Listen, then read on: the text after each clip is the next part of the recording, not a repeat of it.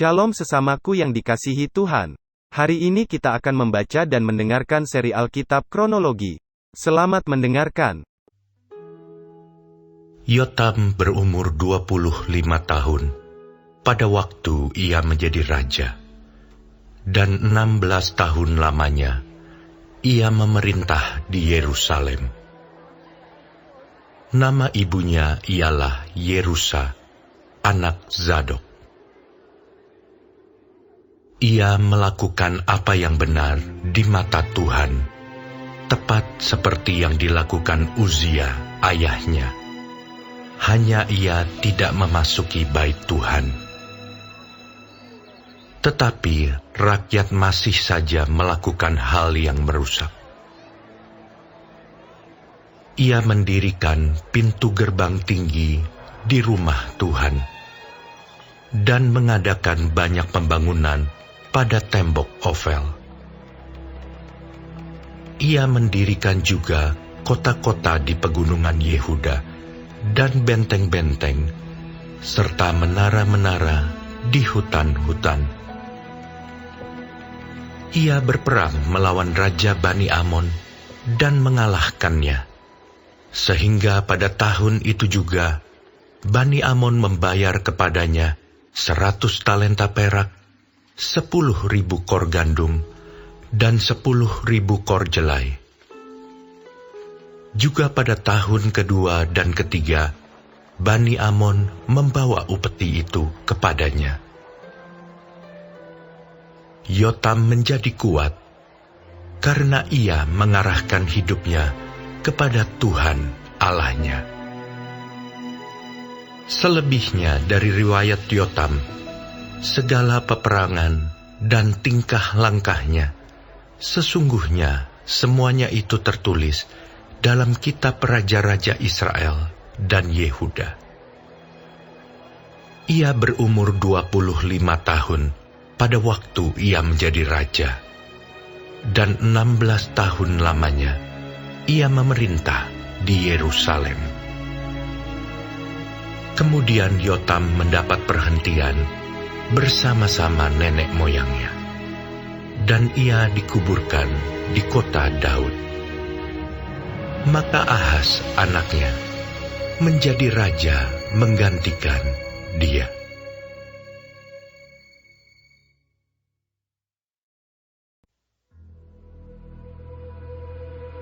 Bangsa yang berjalan di dalam kegelapan telah melihat terang yang besar. Mereka yang diam di negeri kekelaman, atasnya terang telah bersinar. Engkau telah menimbulkan banyak sorak-sorak dan sukacita yang besar. Mereka telah bersukacita di hadapanmu, seperti sukacita di waktu panen, seperti orang bersorak-sorak di waktu membagi-bagi jarahan. Sebab kuk yang menekannya dan gandar yang di atas bahunya, serta tongkat si penindas telah kau patahkan seperti pada hari kekalahan Midian.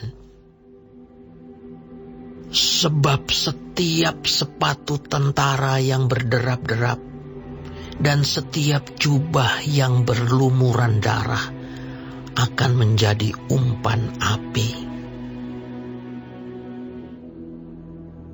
Sebab seorang anak telah lahir untuk kita, seorang putra telah diberikan untuk kita. Lambang pemerintahan ada di atas bahunya, dan namanya disebutkan orang Penasihat Ajaib, Allah yang perkasa, Bapa yang kekal, Raja damai. Besar kekuasaannya, dan damai sejahtera tidak akan berkesudahan di atas tahta Daud dan di dalam kerajaannya, karena ia mendasarkan dan mengokohkannya dengan keadilan dan kebenaran dari sekarang sampai selama-lamanya.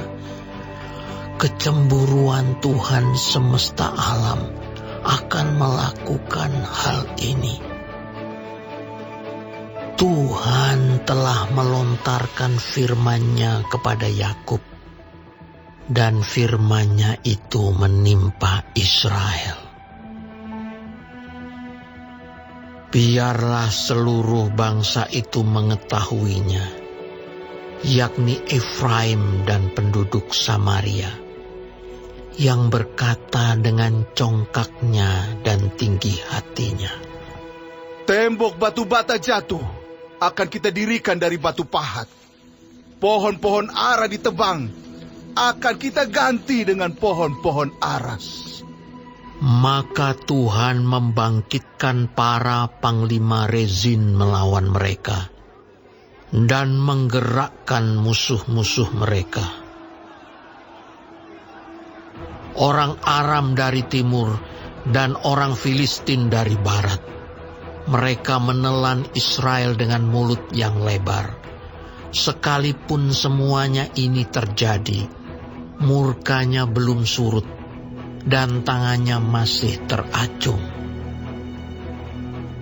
Tetapi bangsa itu tidak kembali kepada Dia yang menghajarnya, dan mereka tidak mencari Tuhan semesta alam. Maka Tuhan mengerat dari Israel kepala dan ekor, batang dan ranting pada satu hari juga. Sebab orang-orang yang mengendalikan bangsa ini adalah penyesat, dan orang-orang yang dikendalikan mereka menjadi kacau.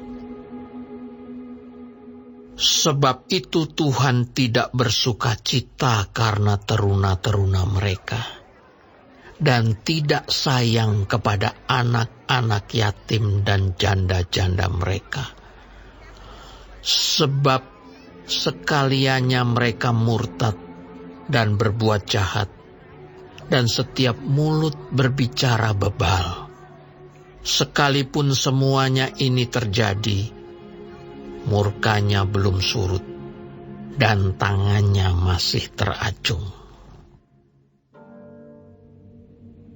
Sebab kefasikan itu menyala, seperti api yang memakan habis putri malu dan rumput, lalu membakar belukar di hutan, sehingga tonggak asap berkepul-kepul ke atas.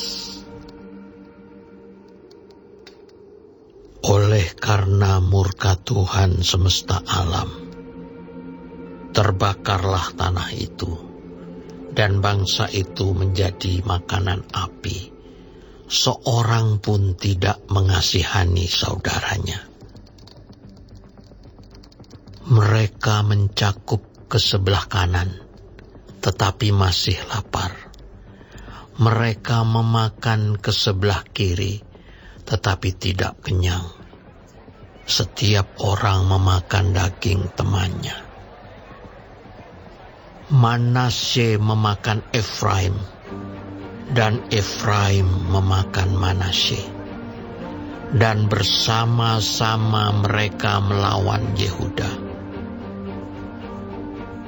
Sekalipun semuanya ini terjadi, murkanya belum surut, dan tangannya masih teracung.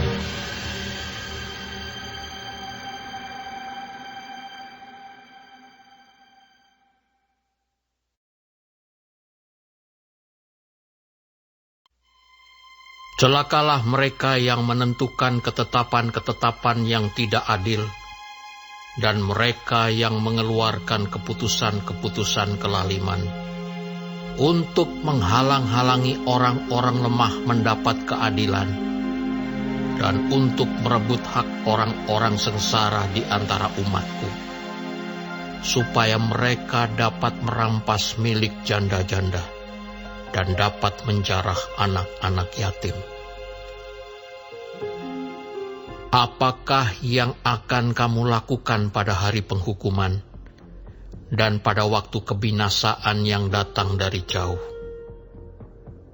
Kepada siapakah kamu hendak lari minta tolong? Dan di manakah hendak kamu tinggalkan kekayaanmu? Tak dapat kamu lakukan apa-apa selain dari meringkuk di antara orang-orang yang terkurung dan tewas di antara orang-orang yang terbunuh. Sekalipun semuanya ini terjadi, murka Tuhan belum surut dan tangannya masih teracung. Celakalah Asyur yang menjadi cambuk murkaku dan yang menjadi tongkat amarahku. Aku akan menyuruhnya terhadap bangsa yang murtad, dan aku akan memerintahkannya melawan umat sasaran murkaku, dan untuk menginjak-injak mereka seperti lumpur di jalan. Tetapi dia sendiri tidak demikian maksudnya, dan tidak demikian rancangan hatinya. Melainkan niat hatinya ialah hendak memunahkan dan hendak melenyapkan tidak sedikit bangsa-bangsa. Sebab ia berkata, bukankah panglima-panglimaku itu raja-raja semua? Bukankah Kalno sama halnya seperti Karkemis? Atau bukankah Hamat seperti Arpad? Atau Samaria seperti Damsik? Seperti tanganku telah menyergap kerajaan-kerajaan para berhala. Padahal patung-patung mereka melebihi yang di Yerusalem dan yang di Samaria. Masakan tidak akan kulakukan kepada Yerusalem dan patung-patung berhalanya, seperti yang telah kulakukan kepada Samaria dan berhala-berhalanya. Tetapi apabila Tuhan telah menyelesaikan segala pekerjaannya di Gunung Sion dan di Yerusalem, maka ia akan menghukum perbuatan ketinggian hati Raja Asyur dan sikapnya yang angkuh sombong. Sebab ia telah berkata, dengan kekuatan tanganku, aku telah melakukannya. Dan dengan kebijaksanaanku, sebab aku berakal budi, aku telah meniadakan batas-batas antar bangsa, dan telah merampok persediaan-persediaan mereka.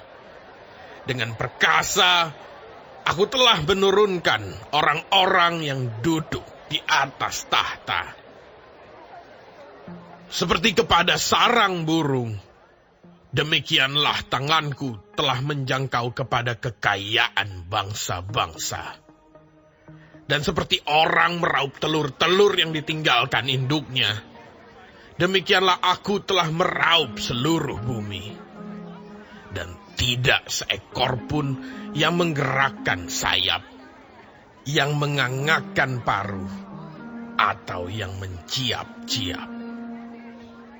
Adakah kapak memegahkan diri terhadap orang yang memakainya? Atau gergaji membesarkan diri terhadap orang yang mempergunakannya?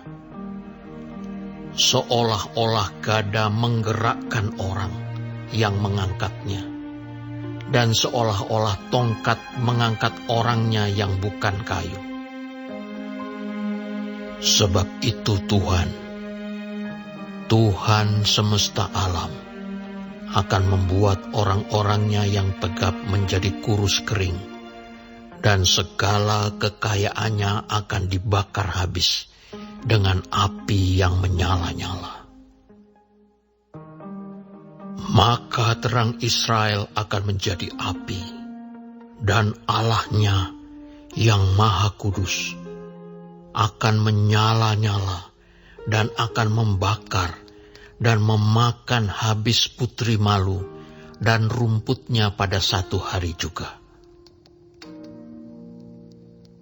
keindahan hutan Asyur dan kebun buah-buahannya akan dihabiskannya, dari batangnya sampai rantingnya, sehingga akan menjadi seperti seorang sakit yang merana sampai mati. Dan sisa pohon-pohon hutannya akan dapat dihitung banyaknya, sehingga seorang anak dapat mencatatnya. Tetapi pada waktu itu, sisa orang Israel dan orang yang terluput di antara kaum keturunan Yakub tidak akan bersandar lagi kepada yang mengalahkannya, tetapi akan bersandar kepada Tuhan yang Maha Kudus, Allah Israel, dan tetap setia. Suatu sisa akan kembali. Sisa Yakub akan bertobat di hadapan Allah yang perkasa. Sebab sekalipun bangsamu, hai Israel, seperti pasir di laut banyaknya, namun hanya sisanya akan kembali. Tuhan telah memastikan datangnya kebinasaan, dan dari situ timbul keadilan yang meluap-luap. Sungguh, kebinasaan yang sudah pasti akan dilaksanakan di atas seluruh bumi oleh Tuhan, Tuhan semesta alam. Sebab itu, beginilah firman Tuhan, Tuhan semesta alam. Hai umatku yang diam di Sion, janganlah takut terhadap Asyur. Apabila mereka memukul engkau dengan gada dan menghantam engkau dengan tongkatnya, seperti yang dilakukan Mesir dahulu. Sebab sedikit waktu lagi amarahku atasmu akan berakhir, dan murkaku akan menyebabkan kehancuran mereka. Tuhan semesta alam akan mencambuk mereka dengan cemeti, seperti ia menghajar Midian di gunung batu Oreb, dan mengayunkan tongkatnya ke atas laut Teberau, dan mengangkatnya seperti di Mesir dahulu. Pada waktu itu beban yang ditimpakan mereka atas bahumu akan terbuang, dan kuk yang diletakkan mereka atas tengkukmu akan lenyap. Asyur telah muncul dari Rimon dan telah datang menyerang Ayat. Ia telah lewat dari Migron, dan di Mikmas diaturnya perbekalannya. Mereka telah menyeberang dari jurang penyeberangan sambil berteriak, Geba tempat permalaman kita! Penduduk Rama gemetar, penghuni Gibea Saul melarikan diri. Keluarkanlah jeritanmu, hai putri Galim. Perhatikanlah, hai Laisya, jawablah dia, hai Anatot. Penghuni Madmena lari jauh-jauh, penduduk Gebim pergi mengungsi. Hari ini juga Asyur akan berhenti di Nob, mengacung-acungkan tangannya ke arah gunung Putri Sion, bukit Yerusalem. Lihat, Tuhan semesta alam akan memotong dahan-dahan pohon dengan kekuatan yang menakutkan. Yang tinggi-tinggi tumbuhnya akan ditebang, dan yang menjulang ke atas akan direndahkan. Belukar rimba akan ditebas dengan kapak, dan Libanon dengan pohon-pohonnya yang hebat akan jatuh.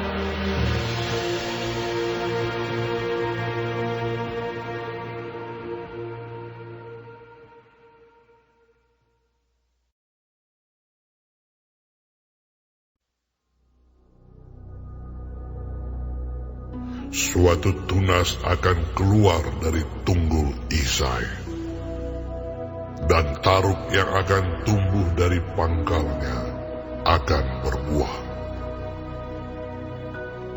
Roh Tuhan akan ada padanya, roh hikmat dan pengertian, roh nasihat dan keperkasaan, roh pengenalan dan takut akan Tuhan. Ya, kesenangannya ialah takut akan Tuhan. Ia tidak akan menghakimi dengan sekilas pandang saja, atau menjatuhkan keputusan menurut kata orang. Tetapi ia akan menghakimi orang-orang lemah dengan keadilan, dan akan menjatuhkan keputusan terhadap orang-orang yang tertindas di negeri dengan kejujuran. Ia akan menghajar bumi dengan perkataannya, seperti dengan tongkat, dan dengan nafas mulutnya, ia akan membunuh orang fasik. Ia tidak akan menyimpang dari kebenaran dan kesetiaan. Seperti ikat pinggang tetap terikat pada pinggang. Serigala akan tinggal bersama domba, dan macan tutul akan berbaring di samping kambing. Anak lembu dan anak singa akan makan rumput bersama-sama, dan seorang anak kecil akan menggiringnya. Lembu dan beruang akan sama-sama makan rumput, dan anaknya akan sama-sama berbaring, sedang singa akan makan jerami seperti lembu. Anak yang menyusu akan bermain-main dekat liang ular tedung, dan anak yang cerai susu akan mengulurkan tangannya ke sarang ular beludak. Tidak ada yang akan berbuat jahat atau yang berlaku busuk di seluruh gunungku yang kudus. Sebab seluruh bumi penuh dengan pengenalan akan Tuhan, seperti air laut yang menutupi dasarnya. Maka pada waktu itu, taruk dari pangkal Isai akan berdiri sebagai panji-panji bagi bangsa-bangsa. Dia akan dicari oleh suku-suku bangsa, dan tempat kediamannya akan menjadi mulia. Pada waktu itu, Tuhan akan mengangkat pula tangannya untuk menebus sisa-sisa umatnya yang tertinggal di Asyur dan di Mesir, di Patros, di Ethiopia dan di Elam, di Sinear, di Hamat, dan di pulau-pulau di laut.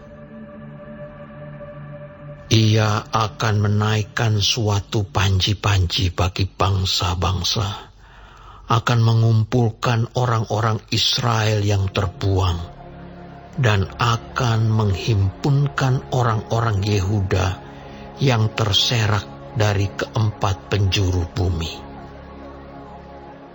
Kecemburuan Efraim akan berlalu, dan yang menyesakkan Yehuda akan lenyap.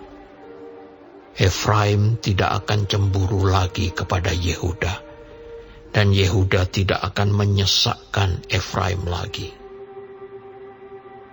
Tetapi mereka akan terbang ke barat, ke atas lereng gunung Filistin. Bersama-sama mereka akan menjarah Bani Timur.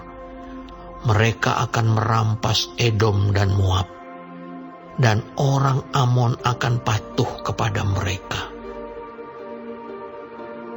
Tuhan akan mengeringkan teluk Mesir dengan nafasnya yang menghanguskan, serta mengacungkan tangannya terhadap sungai Efrat dan memukulnya pecah menjadi 7 batang air, sehingga orang dapat melaluinya dengan berkasut. Maka akan ada jalan raya bagi sisa-sisa umatnya yang tertinggal di Asyur, seperti yang telah ada untuk Israel dahulu, pada waktu mereka keluar dari tanah Mesir.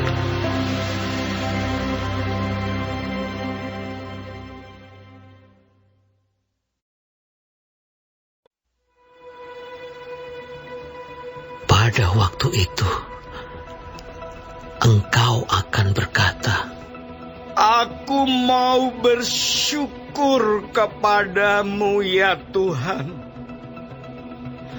karena sungguh pun engkau telah murka terhadap aku. Tetapi murkamu telah surut, dan engkau menghibur aku. Sungguh, Allah itu keselamatanku. Aku percaya dengan tidak gementar, sebab Tuhan Allah itu kekuatanku dan mazmurku. Ia telah menjadi keselamatanku. maka kamu akan menimba air dengan kegirangan dari mata air keselamatan.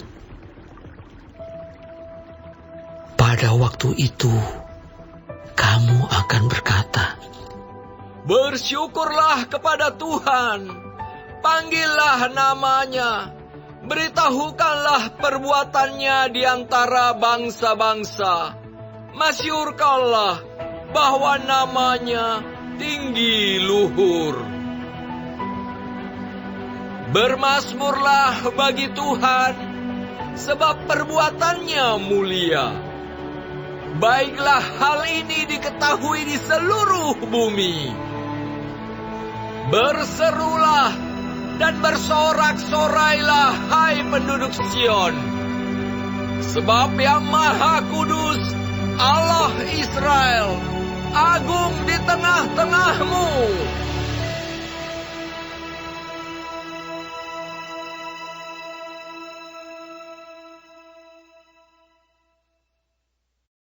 Hari ini kita telah mendengarkan seri Alkitab Kronologi. Tuhan Yesus memberkati.